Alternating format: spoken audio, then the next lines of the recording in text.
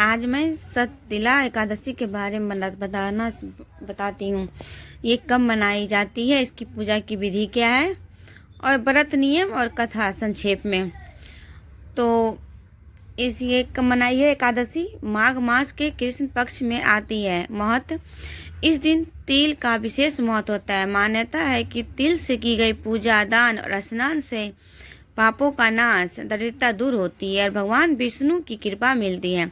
पूजा की विधि: प्रातः स्नान करें, संभव हो तो जल में काले तिल मिलाएं। व्रत का संकल्प लें, भगवान विष्णु श्री कृष्ण की पूजा करें।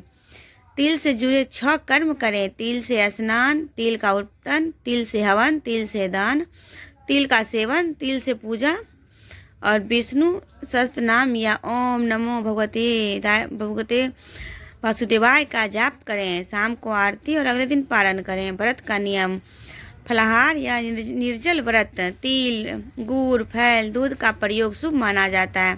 चावल, मांस, शराब से परहेज करें। और कथा: पौराणिक कथा के अनुसार एक निर्धन स्त्री ने पूरी श्रद्धा से केवल तिल का दान किया। उसकी भक्ति से प्रसन्न होकर भगवान विष्णु ने उसे ऐश्वर्य और मोक्ष का वरदान किया। अगर आप चाहें तो मैं पूरी कथा, मंत्र या पारण का सही समय भी बता सकती हूँ। तो एकादशी करने से बहुत ही पुण्य प्राप्त होता है। एकादशी का नियम है: ब्रह्मचर्य का पालन करें, सात्विक आचरण रखें, क्रोध, झूठ, निंदा से बचें, चावल, मांस, मदिरा का सेवन वर्जित है। सामर्थ्य अनुसार निर्जल, जल या फलाहार व्रत करें।